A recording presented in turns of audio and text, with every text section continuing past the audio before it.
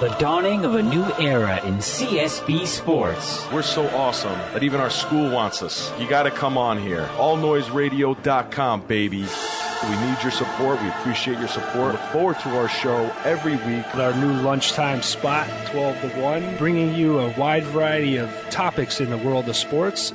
Hockey. I like the new icing rules as well. A great move by the NHL doing that. You know, the Penguins still have all that talent. Their goaltending kills them.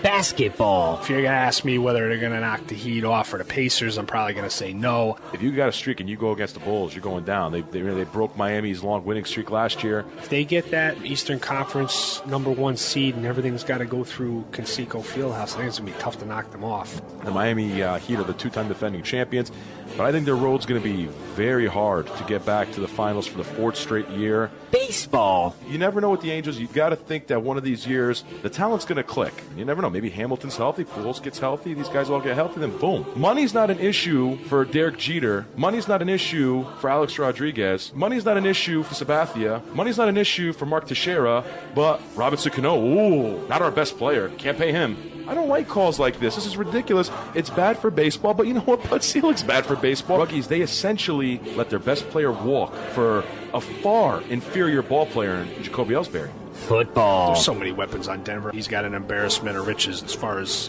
targets to throw to. I don't think San Diego runs the football well enough to really compete in this game.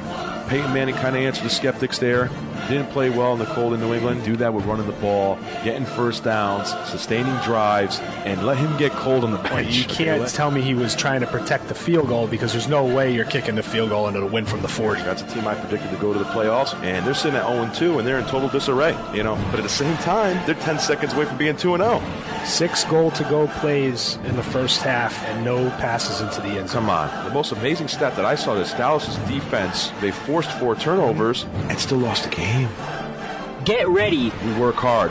Love sports. The knowledge. I just want to make you look bad, Ruggs, because you always make me look bad with your sports intellect. The passion. Hey, Jimmy, you're going to be the best-looking guy on the unemployment line, buddy. What a disgrace. It's the Zuki and Ruggs Show on All Noise Radio.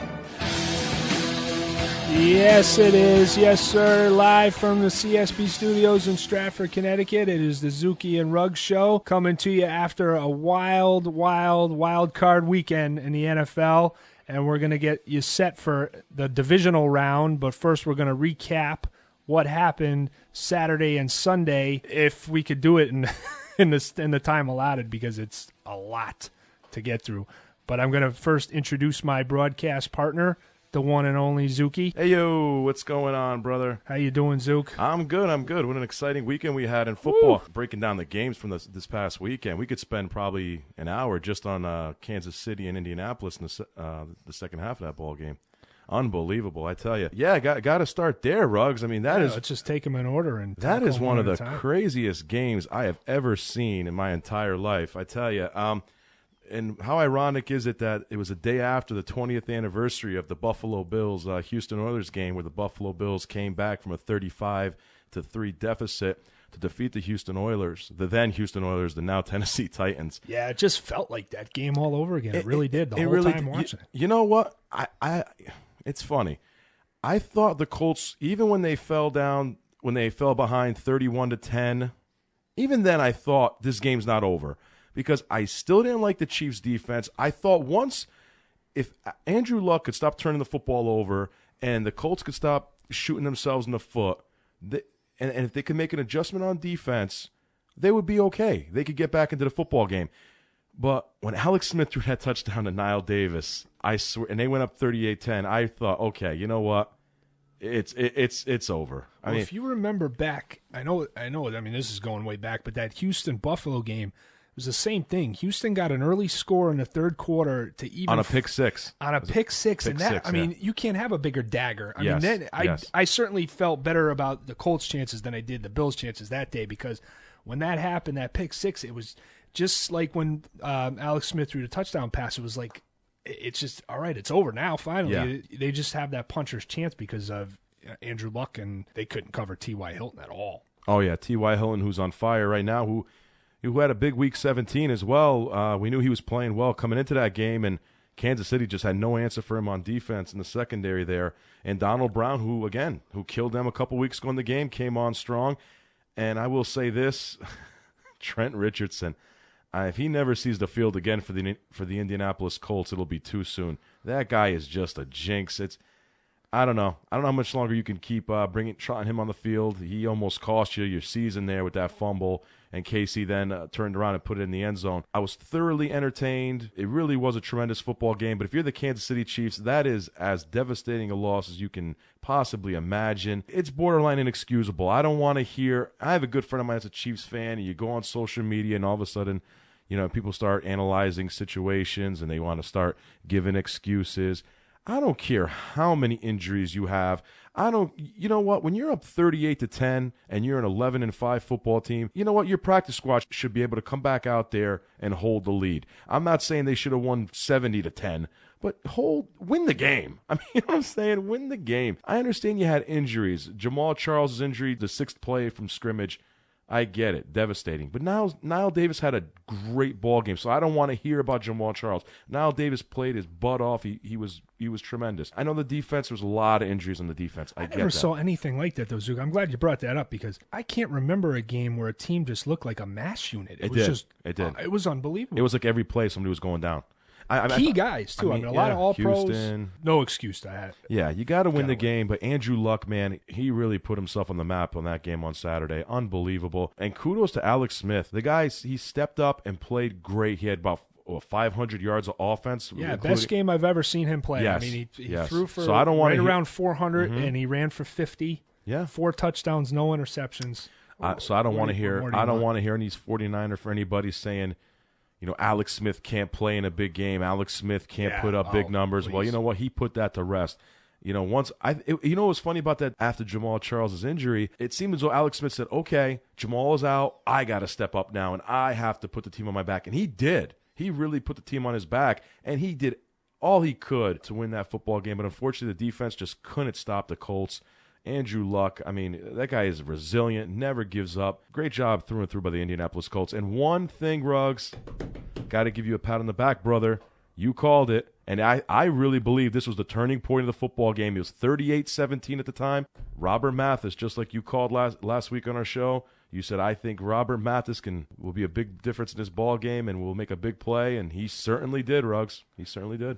Yeah, I mean, he put on his patented spin move, and Alex Smith never saw him coming. Came up from behind, had a strip sack, led to a touchdown, got him within 38-24, got him believing, got him back in the game. It was the first time they really stopped him for the whole game. It was scoring on every possession. Yeah. I mean, it was almost a tale of two halves as well, man. It was, it really was. It was as if they switched uniforms. It really was a tremendous football game.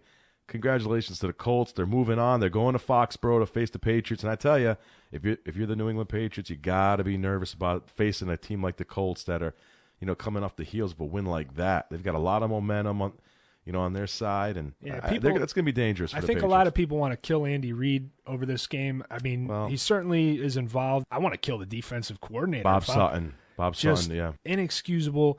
T.Y. Hilton killed you all game long, and you let him beat you over the top when you're 6 points ahead. That's the only thing that can beat you is the 7. Play, you got to keep him in front of you. It beats the double coverage, goes right past them both. There's nobody that stays behind him, lets him get past him. The safeties looked lost too, though. Yeah. They both they almost ran into each other. They did almost collide. They almost collided. But he had a clean, and then they're looking at each other like, "What? Wait, I thought that was your guy." Right, and it's like, "Wait, we're both safeties. That's both of." He's both of. That's our guy. They gave him a free release from the line of scrimmage. He split the two safeties, and they never got back over the top. That's that's defensive back 101. I mean, you can't let that happen. The coordinator's got to be held responsible for some of that. Oh, yeah. I understand Chief fans are anyway complaining about not running the ball enough in the second half with a big lead. Maybe try to, work on the clock a little bit. I mean, they continued to try to put points on the board, but they were scoring every time they had the ball. I mean, what more? Yeah, you can't say we were going to score 44 points and lose and try to blame the offense or the clock management. I mean, you got to play better defense. Well, the timeouts were pathetic. Some of those timeouts were bad. Always had issues with this. Yes, they knew what they were hiring when they got him. Yeah, timeouts were inexcusable. You can't waste your time. He really used them unwisely, And hey, it was a couple plays. If he hit Silas Gray on that play, he was wide open. He missed him. If you want to say one bad thing about Alex Smith, it was that. But that one play.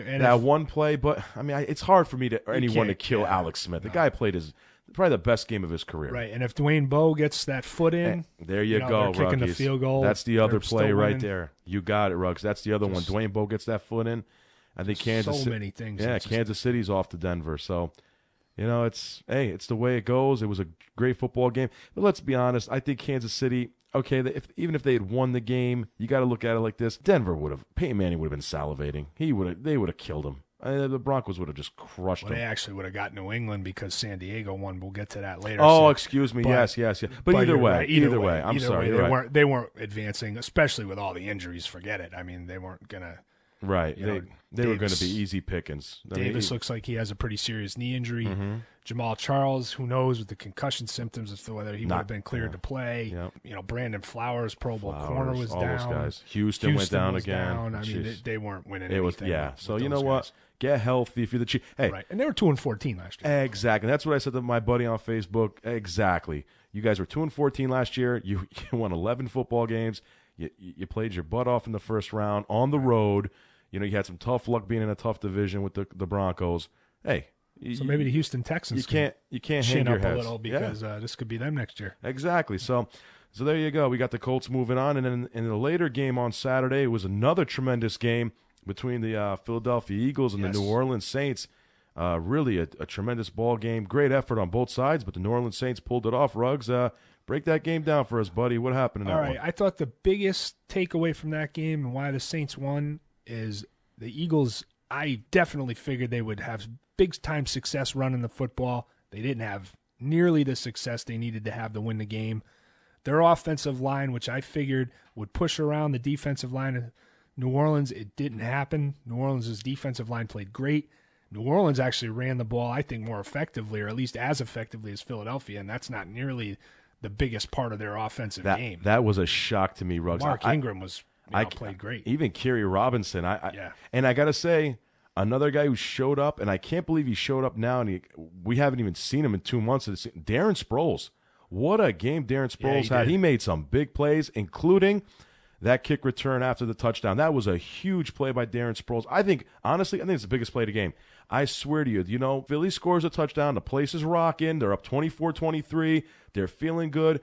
And what breaks momentum? Special teams. And Darren Sproles has a great kick return, and then he seemingly forces a horse collar because he was past the guy. The guy had to lunge and grab onto his collar, and absolutely, it was a horse collar, and they end up getting the ball at the Philadelphia 48.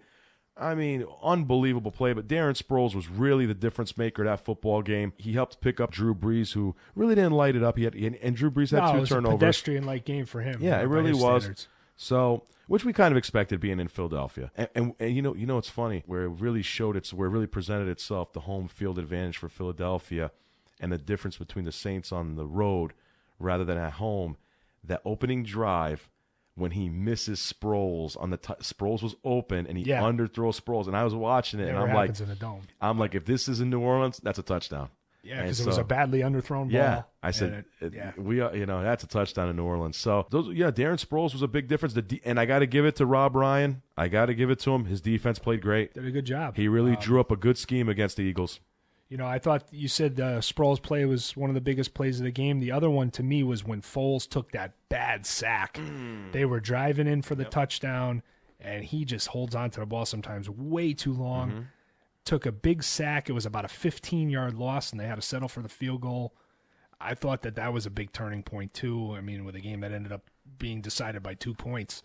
Obviously, that hurt. Yep. But like you said, Sproles and the special teams, I thought Philadelphia missed the chance. Special teams hurt them in another area, too. They had the Saints down at the 1-yard line, and they went to down the ball, and that slipped through the hands, went into the end zone. They take out of the 20, and they ended up driving down, kicking the field goal on that drive. Yes, got them out of the shadow of their goal line. Yep. Little things like that just went against Philadelphia. Yep. I didn't think Foles played badly, but I didn't think he had a little disappointing. Yeah, it was a little disappointing. Under 200 yards. I really expected more from him. Even McCoy played well, But he didn't have the game I was expecting. Like I said, got to give the Rob Ryan and the defense. Yeah. They really played well. He drew up a nice. He had a nice plan of attack there against the Eagles, and the Saints are moving on. And unbelievable, Ruggs, that the first road playoff victory in Saints franchise history, and it's so comical. I have to laugh because this is a team who's won a Super Bowl. The Saints organization has a Super Bowl championship, but they've never won a playoff game on the road. The New Orleans Saints, they move on, and they get to the unenviable task of gotta go play Seattle now. Going to Seattle, which we remember less than a month ago that didn't work out so well for the Saints. Which you know what? We'll talk about that later, but they could use that as motivation coming this week. Sure. They probably I'm sure they haven't forgotten how thoroughly they were humiliated in that game. Anyway, we moved to Sunday now. Yeah, the Sunday games were it wasn't a great game, pretty blasé game, but Ruggs, you said something that stuck in my mind on last week's show, and it's ringing in my ears, and it's ringing in Cincinnati right now. You said if they had lost that game, the questions were going to arise about Marvin Lewis and Andy Dalton. And what'd you hear about all day today? The questions are here, and they're going to be looking for an answer in Cincinnati. And that is a terrible performance by the Cincinnati Bengals, I must say. No excuses. Andy Dalton just really played a poor game. We said it. You got to take care of the football. There were signs. We discussed it last week, and I'm sure everybody discussed it. He did not look that great against Baltimore. I don't care about the long touchdown to A.J. Green. Some of those stats were cosmetic. You got to look underneath, and we saw some bad turnovers against the Ravens. Yep. And the Ravens weren't able to execute and take advantage of those turnovers. I didn't like what I saw in that game. And then you look at the game on Sunday, and it was just a bad performance. The fumble. I mean, those are two of the worst picks I've ever seen in a playoff game by a playoff caliber quarterback. The Giovanni Bernard fumble, I think, was a huge turning point. They were on their way there to make it 14-7, and he's a guy I thought was going to have a monster game, and I thought he was on his way in that second quarter. And he coughed it up again later in the game, too. And I think that was deflating to him. You can't fumble the ball. Just a bad job all around by the Cincinnati Bengals, but great job by the San Diego Chargers. They took care of the football. They played good defense. They created turnovers, as easy as it may have been. And they're moving on. It was a great job by the Chargers. Really. Yeah, my biggest takeaway from this game was the takeaways. I mean, Andy Dalton was like a Vegas slot machine. He's just passing out, passing out turnovers left and right and handing the game away. I mean, to the San Diego Chargers, that's been a problem. I mean, it finally caught up to him, but we've noticed this all year long. He's had some bad turnovers. He's taken some bad sacks. Took that safety against Miami in that game to cost him the game in overtime. Just things that championship quarterbacks don't do. This is where you get married to a quarterback as an organization when you draft the guy and tag him the franchise quarterback. Sometimes you got to, get a divorce with the guy once you're married to. Yeah. It might be at that point where it might be the best thing to do for Cincinnati. They got a real decision to make. They could try to patch this up, think they can get through it. Remember, Peyton Manning lost a bunch of playoff games at the beginning of his career. Right.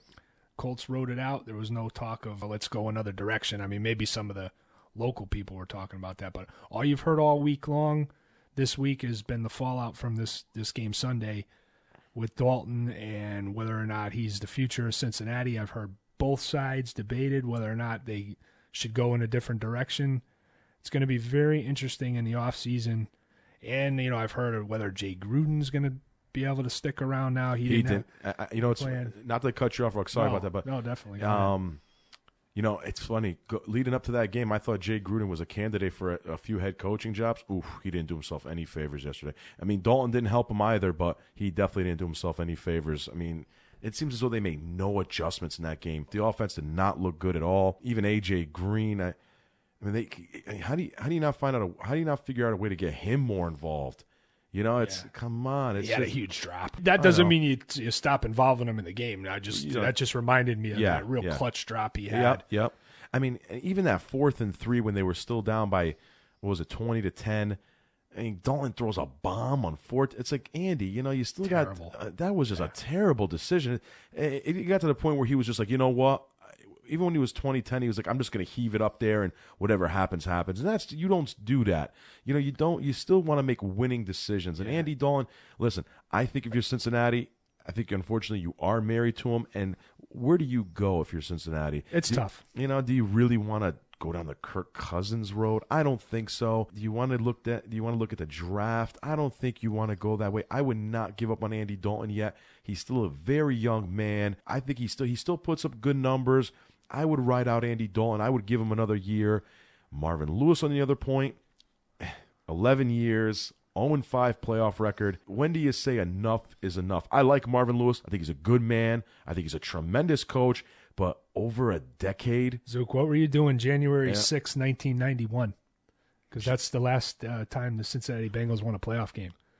I don't know. I may have been. Do you have your I may have been Boys to Men CDs out or what? Oh yeah. Boys to Men. I don't know. Is that even before? DVD? That might even be before Boys to Men. I think that's Yeah. about. That's high. I was in high school. Oh my God! Don't date yourself. Yeah, don't date myself. Sorry. But, I don't a long time ago. Yeah, but yeah, January 6, 91. I was going on 10. I was 9. I may have been playing with my baby brother. My baby brother. He was a baby. Literally. Boomer was the quarterback that day. Boomer, yeah, she sure was. I don't know, man. Marvin Lewis, maybe time for a change there, but it is what it is. San Diego's moving on. They're playing Denver, who they defeated. We'll get into that later on in the show. We know they defeated Denver about a month ago in Denver, so Peyton Manning's probably sweating bullets as we speak. And it might be etched on my, tombstone someday. San Diego cannot run the ball well enough. I can hear it every time the intro comes in. They did it again to Cincinnati. They ran the ball great. How do you beat Denver? You sustain. Yeah, how about me too? Yeah. You sustain drives. You keep Peyton Manning on the sideline. We'll be saying the same cliches. It's going to be like deja vu. Unbelievable. And the last game, Ruggs, which was the main event. Yeah. The main event. It certainly was, Ruggs. What were your thoughts about that game? I was thoroughly impressed by both teams. It was a great game. I mean, I thought it was weird because it kind of went the way I expected, and then a lot of things happened that I didn't expect also. I thought San Fran would control the ball, and they kind of did. They kind of controlled the game. It just seemed like they were almost finding ways to maybe let Green Bay have it, though. There was a couple of times where they settled for field goals. I thought in the middle of the game they kind of got off track. The middle of the second quarter to the real late in the third quarter, I thought Green Bay kind of took the game over. But one thing that Kaepernick can do is extend plays and extend drives with first downs running. I thought a couple of times just key conversions on third down, and he did it on the final drive. He did it with his arm on a 3rd and 10. He did it on a 3rd and 8 with his legs. That was just the difference in the game. He just can make the plays that a lot of other people can't make. Aaron Rodgers extended some plays and made some huge a couple fourth down conversions. I thought, though, they needed to get the touchdown when they were down 20-17, and they got it to 1st and goal at the 9. I thought they needed to punch it in there and couldn't settle for the field goal. Well said, Ruggs. I thought the same thing. It's kind of the same situation with San Diego the week before against KC. You got that. That's almost a victory right there. You want to put the ball in the end zone there. You're right, and that's when I kind of knew when they kicked that field goal. I said, man, this is San Francisco's game to take right here. Great point, Ruggs. But by far the biggest play of the game, no doubt about it, was that 3rd and 8. The 3rd and 8 run by Kaepernick. Bush on the Packers. Bad. What are you doing there? Just stay home there. You got to hold the outside. You can't I'm watching that play, and as soon as he came in to blitz and gets blocked, by the way, I'm like, it's over. Kaepernick's going to hit the outside. There's no one there, and sure as hell he gets the first down, and that was game over at that point. Yeah, and that was game over. And you know what I attribute that play to by Bush, and he got sent to the bench, and if I was the GM of the Packers, I'd cut Bush after that because that was just a boneheaded, dumb play. It's almost like stealing third with 2 outs. You know what I mean? It's like, right. Okay, you want to steal third? Great. No bang for your buck. But you know what? You better make it. Because if you don't make it, if you get tagged out at third, okay, if I'm the manager, I'm going to be furious. And it's the same thing by Bush. If you're going to blitz Kaepernick there, if you're coming in on a delayed blitz, which that was his own decision. There's no way Dom Capers designed it. That was his own decision. You better get to him. Terrible decision because they were still outside of field goal range at that point. Yeah. To me, that is by far the biggest play of the game. And, the San Francisco 49ers just find a way to win. And boy, oh boy, the defending NFC champions are going to be really dangerous right now. And That is a huge win. Yeah, how about Kaepernick with no sleeves? I got to give it to the guy. He's nuts. He did. I tell you, that Kaepernick, he's got a lot of heart. He's got a lot of couillons, man. He really does. I got to give it to him. I think it allows the other guys on the team to really get behind him and say, wow, look at what our leader's doing out there. Yeah. I thought it was a big symbol there for the rest of his teammates. He played great. I thought on that same play, though, when Bush messed up coming inside on the blitz, A.J. Hawk also, it was so crowded in the middle, and he came way up from the middle linebacker position and tried to get through the middle. I thought if he spied Kaepernick there and followed him side to side, maybe he could have, cut the angle off. It's still very tough to, chase Kaepernick down because he's so athletic, but he's going to run 3rd and 8 when he does. If he doesn't have anybody right away to pass, he's going to look to run. Bro, expect Kaepernick to run on every play. Right. You're you a have to defense. have somebody stay home. That's a great point, Ruggs. So you got to be home. I was shocked. I will be honest. I was shocked that he had that much real estate in front of him after Bush made the mistake of coming in and blitzing. I was like, okay, what are you guys doing? That's it's like, hello. And they that's played him Kaepernick. Last year. And the same thing, they got torn. Well, they played him this year too, but in the playoffs, they got torn apart by his running in Candlestick last year. And exactly. Like, 189. You didn't learn the lesson. Exactly. Just bad job by them on that play, but they hung in there. They didn't get destroyed. They hung in there, but on that play, on the last drive, when you need a stop, they fell short. Yeah. That's the name of the game. You got to make a stop there, and unfortunately for the Green Bay Packers, they did not. And the San Francisco 49ers are moving on, and they're going to Carolina to go see Cam. And I really felt whoever won this game would be so dangerous going into that next round. I really think it's going to be a tough chore for Carolina to win. But, we'll get into the predictions when we come back from our break. It was great breaking all 4 of these games down. I mean, it was a tremendous weekend of football. Sure was. We're going to talk about the divisional round when we come back on All Noise Radio. Do you lack confidence and assertiveness? Can you open my milk, Mommy? Do people have a difficult time determining your gender? Do you take constant verbal abuse from strangers? They're just a bunch of pansies. Well, you're a man. Time to start acting like one. Try our brand new product, Man in a Can. This barely legal concoction comes in several invigorating flavors, such as aftershave, motor oil, and beer. It stings the nostrils in a good way. This stuff will make you a damn sexual tyrannosaurus. Time to man up. Get Man in a Can today. Talking sports. All right, Leroy. Who's the one and only Malcolm? It's the Zuki and Ruggs Show. CSB Sports on All Noise Radio.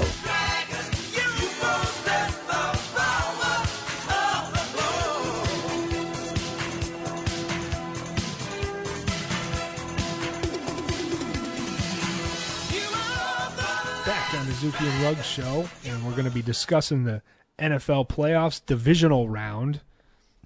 We're going to break down each game coming up, 2 on Saturday, 2 on Sunday, give you our predictions. And first, the 4:30 game on Saturday is going to be in Seattle. The Seahawks hosting the New Orleans Saints. Part 2 was a Monday night battle where Seattle just rolled the New Orleans Saints.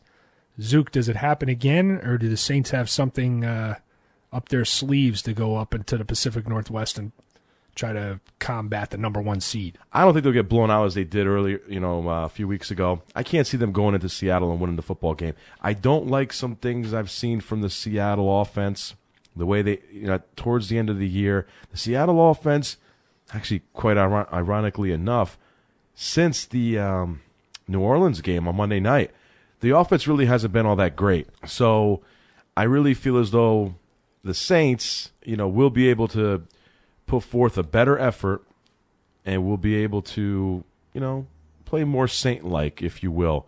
I don't see the Seattle Seahawks just steamrolling them as they did. But saying all that, I think Seattle win the football game. They were my pick to go to the Super Bowl, so I'm going to stick to my guns. Pride is, I'm speaking with pride here, but not really. We'll see. The wild card to me is going to be Percy Harvin. Is Percy Harvin going to be able to make an impact, contribute in this game if he plays at all? Seattle needs another weapon. I don't like what I saw when they played Arizona a couple weeks ago. I don't like what I saw when they played San Fran. I really don't even like what I saw the last game of the year. saying all that, I still think Seattle will win the football game, but I no way do I think they're going to totally embarrass New Orleans Saints like they did the last time they played them. I like what I saw from Rob Ryan's defense last week. I think they're clicking here. Hopefully, if Keenan Lewis can play, he's going to be another key factor for the New Orleans Saints. They need Keenan Lewis there because he played his ass off last week. He did a great job on Deshaun Jackson. So we'll see how it goes. But all in all, we all know who the best player on the field is going to be. I hate to say it's not going to be Drew Brees. It's going to be Marshawn Lynch. He's going to be the guy that dictates the pace of this game. As Marshawn Lynch goes, the Seattle Seahawks go, and I really feel as though if he has one of those monster beast mode games, as he did 3 years ago against the Saints, where he put himself on the map with that great touchdown run. That remember? Run is still the play of his career. Yeah, so I think if Marshawn Lynch has one of those games, I think Seattle's going to go on to the NFC title game. Yeah, I think this is a crucial game for Seattle because I'm very unsure how to feel about them right now. They're my pick to win the Super Bowl, and I also am what I've seen the last couple of weeks. I mean, I wouldn't be shocked if they really just kind of laid an egg on everybody.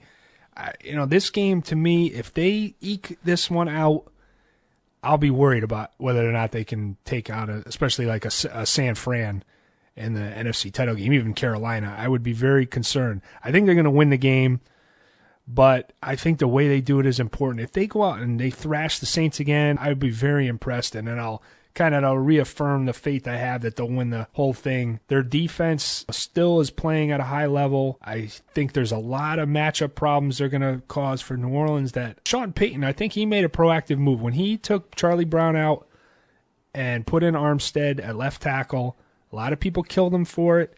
It didn't go well when they played Carolina, but it made a big difference when he faced Trent Cole. I really thought he shut down. I predicted that Trent Cole was going to have a big game.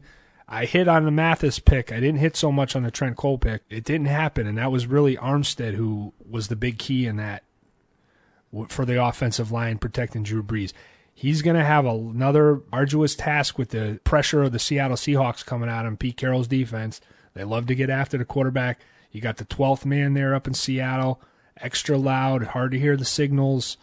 It's going to be a much bigger test than Philadelphia was. I think this is the spot where New Orleans is going to have to, if they're going to stay in the game, they're going to have to be able to do some running of the football. They're obviously not going to, make a living running the football against Seattle, but they're going to have to show that they can run.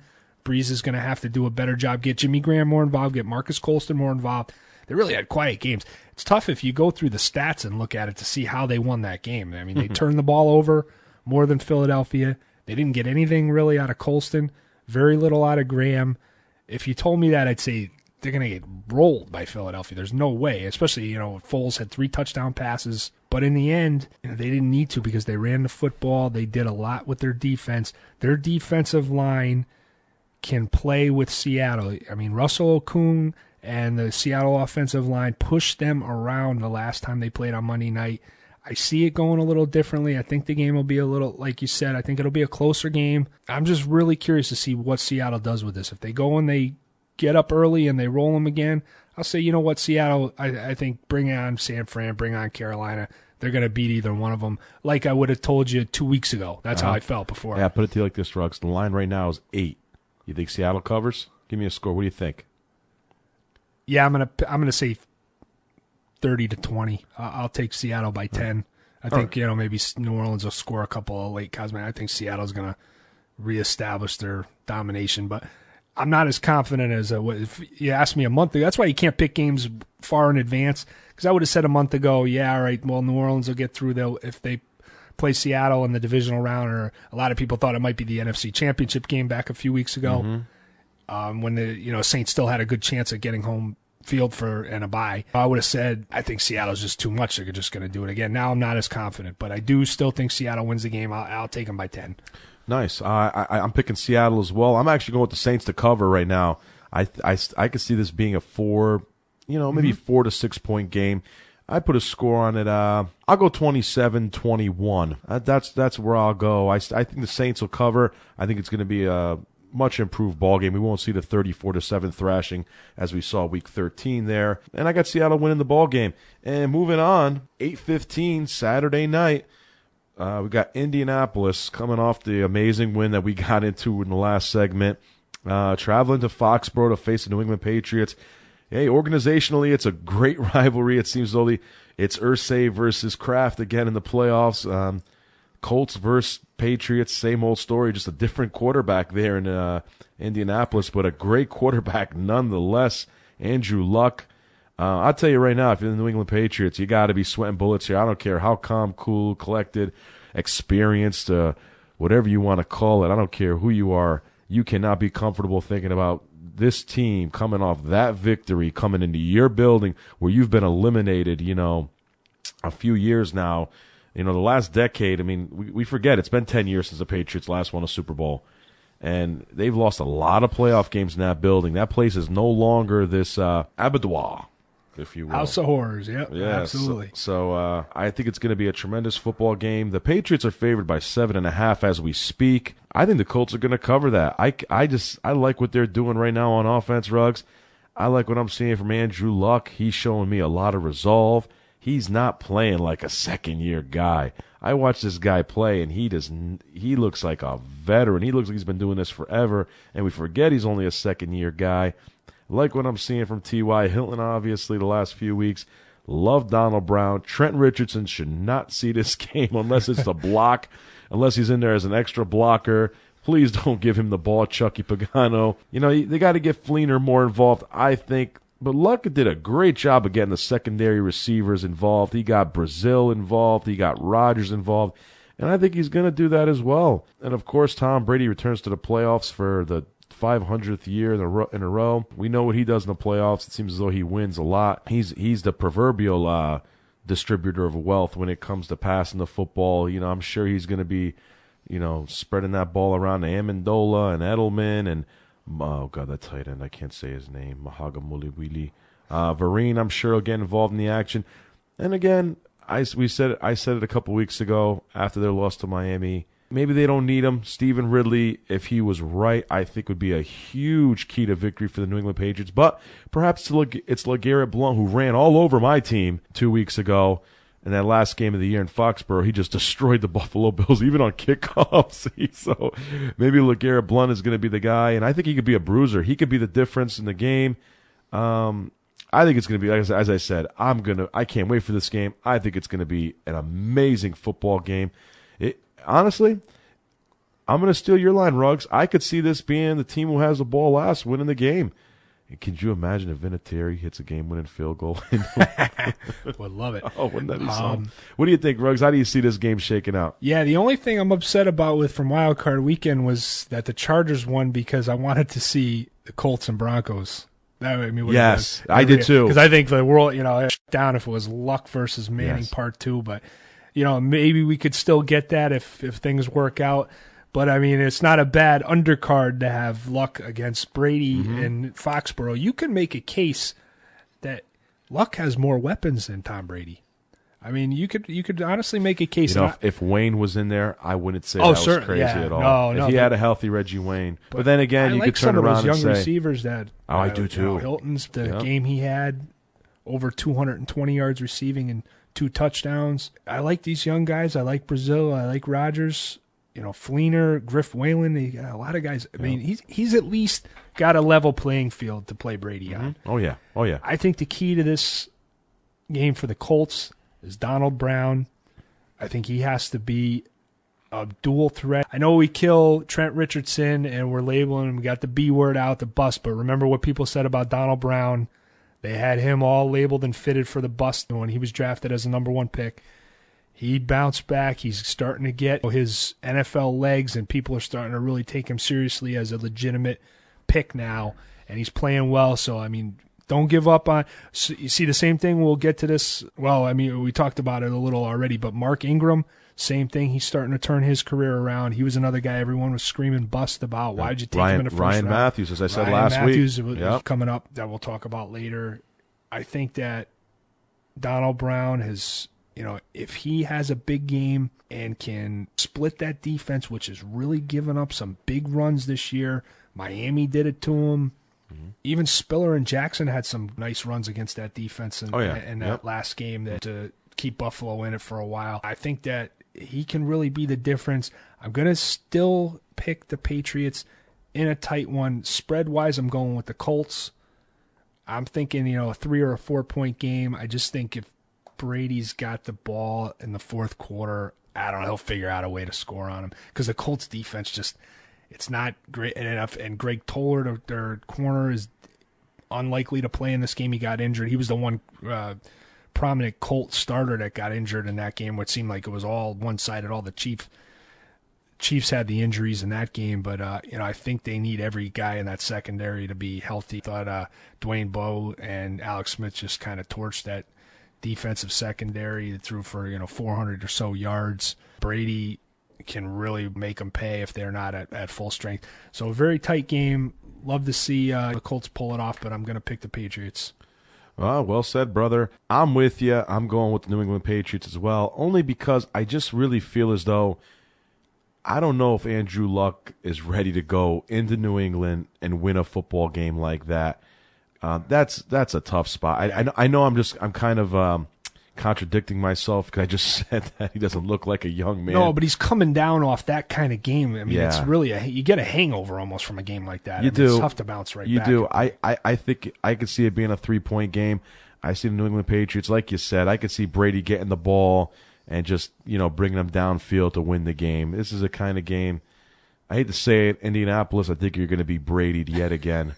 I just see it going that way. But as I said, I think it's going to be a tremendous football game. I got to go with New England here, just based on experience, based on the game being in Foxborough, and based on I think the week off will help New England. They probably needed a blow to get healthy, and I think it's going to help them out. I think they're going to win the football game. And then we go on to Sunday there, Ruggs. 1:05 start, big game, NFC. You got the San Francisco 49ers coming off of a tremendous victory over the Green Bay Packers in nice frigid weather that we had on Tuesday. Traveling to Carolina. Carolina, who beat San Francisco, as we know, earlier a few weeks back. They beat them 10-9 out in Candlestick. Coming off a bye week. And what do you think, Ruggs? I see it as this is one of those circumstances. I really have to say that maybe the bye week is going to hurt one of these teams. I really see it affecting the Carolina Panthers. I don't like what I saw from them offensively the last 2 weeks. They should have lost to you guys, your Atlanta Falcons in the Georgia Dome.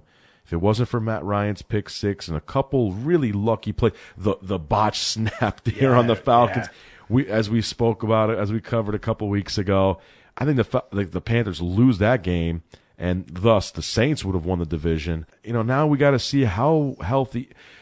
Okay, I will say this. The week off helped Steve Smith, that's for sure. Yeah. He needed the week off. But I think the team as a whole, when you're that hot, when you win 11 out of 12, it's like, do you really want a bye week? You kind of don't. No. When you're winning games, close games, and it seems like, no matter what you do, you can't lose, then you put a halt to that.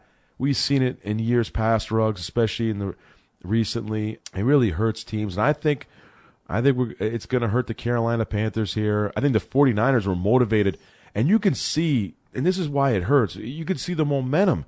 You could see from the post-game interviews right after the Packers game, the 49ers were ready to play. It was like you see Kaepernick like, yeah, we owe him one. You see Gore, these guys, they were ready to play Carolina right then, right now in Lambeau. I'm telling you, if the Panthers came on the field right after they had just beaten the Packers, I think the Niners would have beaten them. I really do. They were ready to go right there. They were ready. Like, let's go. Let's play these guys. We owe them one.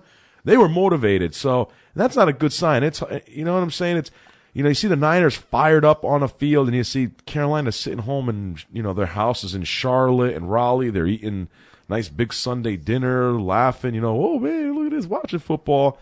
And all of a sudden it's like, now they got to go to work. The Niners are already working.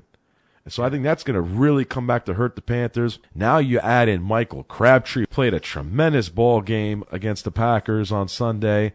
He looks like he's back. That's bad news for the Carolina Panthers. I don't think D'Angelo Williams will be able to run the ball I know he had that nice long touchdown run in Candlestick. Let's see him do it again. Even though he did look great down the stretch for the Panthers, can't see D'Angelo Williams dictating the pace of the game. I know Gore's starting to show his age here. Gore hasn't really looked like the same back the last month or so either. So I don't see Gore really being able to do anything. It's going to come down to the quarterbacks. It's going to come down to these guys running and throwing, and it's going to come down to turnovers. But I like what I'm seeing from the 49ers. I think they have more weapons on offense. You know, Cam is a game changer, obviously, with his legs and his athleticism. He hasn't been making mistakes, which is key. I think it'll also come down to the field goal kickers, and both guys are obviously having tremendous years. Graham Gano's playing well. Phil Dawson goes without saying. I think it's going to be a tremendous football game, Ruggs, but I'm going to go myself. I just might as well make my prediction now since I've been ranting and raving about this game long enough. I'm going to go with the San Francisco 49ers to get themselves a victory, and I really believe setting up the game we all wanted to see. I think we're going to get Seattle-San Francisco NFC title game in Seattle.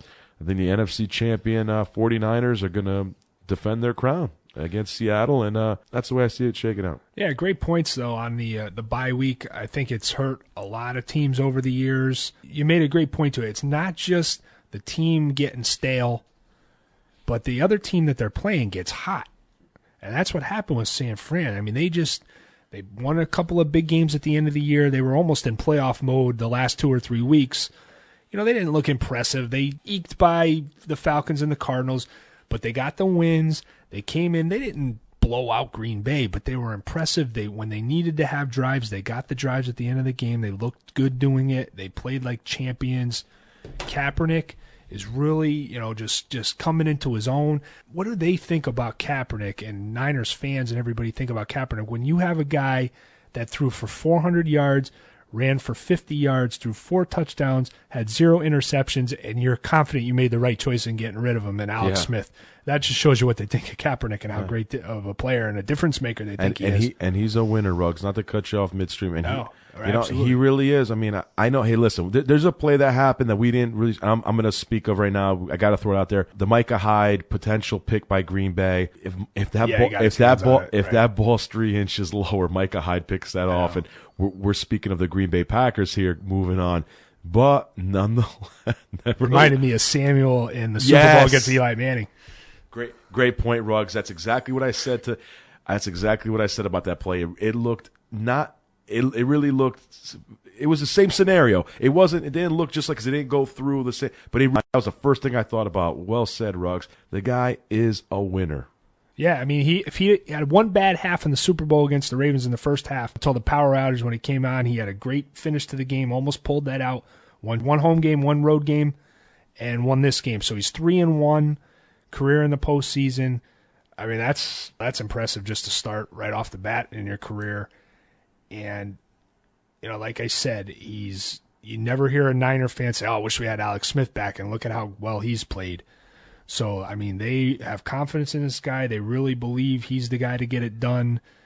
I like their team overall going in.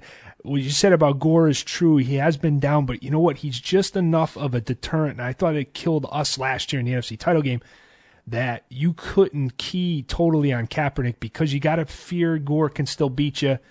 Gore can, you know, it makes the option play, that pistol option play, zone read, a little more dangerous because you have a guy that really can hurt you up the middle. He's still a powerful runner, you know, in on the goal line situations. He had the touchdown in the game last Sunday. I could see him when they get in deep being able to pound the ball. Not a game you expect to be real high scoring, so every trip into the red zone is going to really be crucial. I still think that I worry about Cam Newton turning the ball over in a key spot. I think Kaepernick's really done a great job, and he had the one bad pick with Tremont Williams getting him on an underthrown pass, but a lot of that was elements. Like you said, he had the near miss there on the last drive, which they could have been out of the playoffs if that one had been picked. Over the past season and a half, 2 seasons, he's really come to play in the biggest spots, and I thought he had 2 championship quality drives in the fourth quarter in Lambeau under real tough conditions.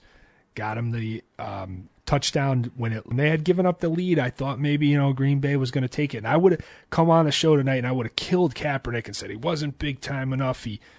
didn't early in the game when he had the chances to take the control of the game. He didn't do it. I was all ready to, get on Kaepernick when they fell behind, and he went right down the field and scored a touchdown. I was like, man, I'm wrong about him. He is on point and on target. And then he did it again when the game got tied. 5-minute drive. Couldn't have been done more to perfection than that. They got it with 5:06 to go. Used every second, kicked the field goal. They march on. I mean, they might be the hottest team in the NFL going into this game, the way things have turned out. I'm going to pick them to roll one more week and go into Seattle. And I think you'll have the two best teams in the NFC playing for the NFC title game. That's kind of what it's all about. Agreed, Ruggs. Kaepernick has been phenomenal, especially in the playoffs. He really is entertaining. He really has been phenomenal. He's another quarterback. Just like Luck, it seems like the Niners are never out of the game with this guy. Yeah. It's like it's never over with Colin Kaepernick. If he's on the field, you got a chance to win. Even in that Super Bowl when they fell down big, he kept them in it. He did. He's a great leader for a young man. Really impressive, Kaepernick. He really showed a lot. Big game for Cam Newton too. I'm sure Carolina's feeling slighted there. Like we touched on the spreads a little. They're 2.5. I saw last they were 2.5-point dogs. It's two at home. They got to be thinking, well, are you crazy? We've just beat this team.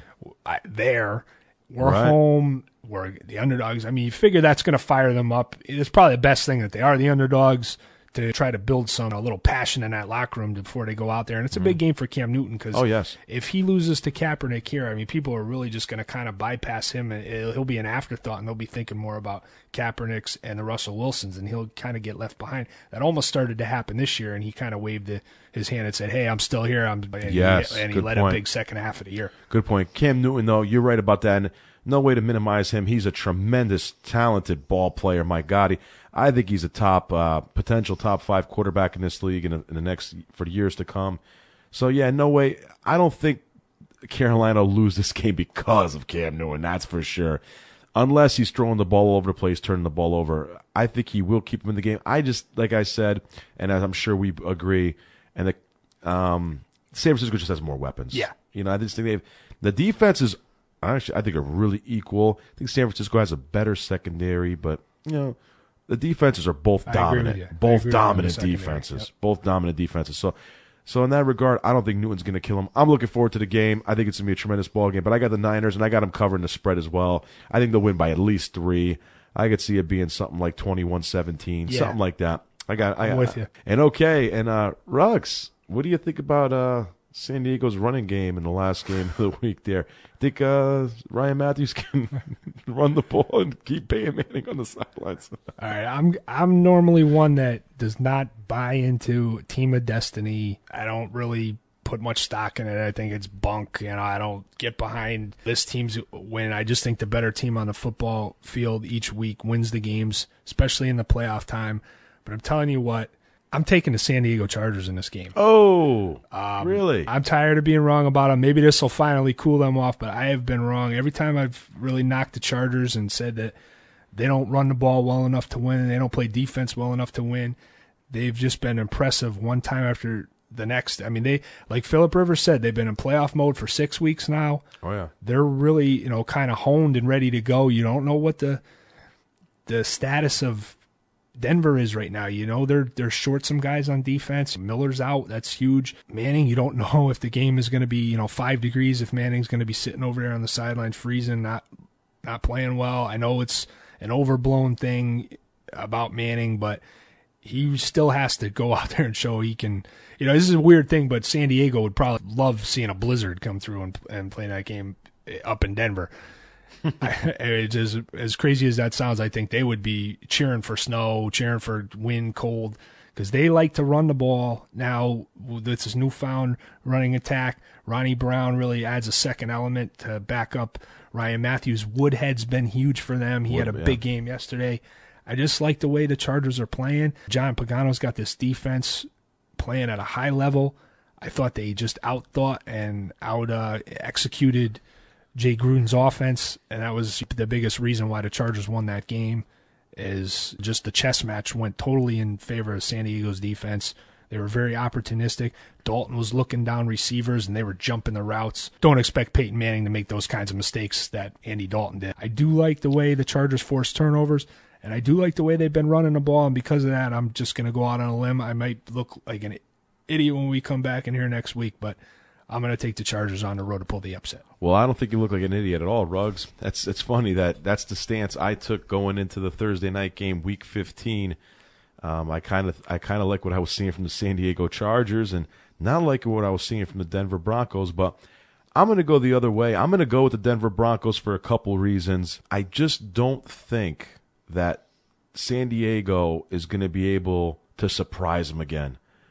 I think there was a level of surprise. San Diego at the time was 6-7. I'm not saying that Denver. I'm not trying to make excuses for Denver. I'm not trying to say they took them lightly, but there's a difference between playing a 6-7 team at home when you're 12-2. Yeah. There's a difference between that and then the playoffs. I think what's going to work against San Diego is the fact that they've already beaten Denver in Denver, so it's not like they can. They're going to have that element of surprise working for them like Baltimore did last year, where Baltimore came out there and we all thought, everyone in America thought Baltimore was the dead man walking. They had no chance to go in there and win that game, and we all know what happened there on their way to the Lombardi Trophy. I just feel as though Denver is going to be ready. I actually feel as though this bye week helped the Denver Broncos. They're going to get Wes Welker back. He needed that week to get his head straight, literally.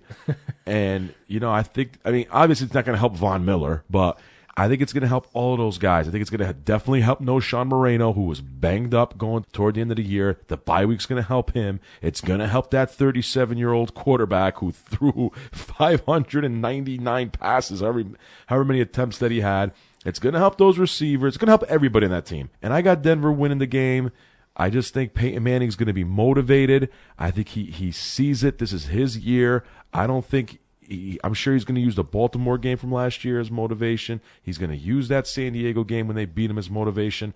I'm sure he doesn't like Phillip Rivers very much. He's a fiery guy who talks a lot. I'm sure he wants to put a sock in Phillip Rivers' mouth. And I think Denver's going to be ready for this game. I think they're going to be well prepared for this football game. They know San Diego. They're obviously their division rival, so they'll be prepped up for San Diego. It'll almost be seamless for them. And I like Denver to win the football game. They're 10-point favorites. I could see it being 30-21. Maybe it's 31-21, but I don't think Denver will blow them out at all. No way. I think San Diego will stay in that game. They're too hot. They're too competitive right now. And they also know Denver's tendencies as well. And we know historically, even before Peyton Manning went to Denver, San Diego gave Peyton Manning fits when he was in Indianapolis. We know that. He eliminated them in the playoffs 2 years in a row in 07 and 08. Peyton Manning always has trouble with the Chargers for whatever the reason. I think it's going to be a tremendous football game. I wouldn't be surprised if Denver beats them up, especially if Moreno gets going and he's running hard like he did against New England, and he's that Sean Moreno. San Diego's in trouble. Yeah, they don't want to fall down early and have to chase and get out of their game plan and not be able to use the run. Right, and I think Welker could be a big dynamic for them. He's had time to rest, as I said earlier. Defensively, we all know Denver's susceptible to pretty much anything. But I actually think this week, I don't think Ryan Matthews will have the big game that he had in Week 15, the last time they played. I don't think he's going to be able to. I don't think he's going to do that for some reason. I could see Woodhead having a better game because Woodhead did nothing that game.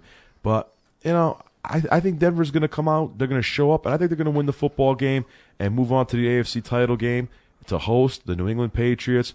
And I'm sure every football fan out there is hoping that's what we get.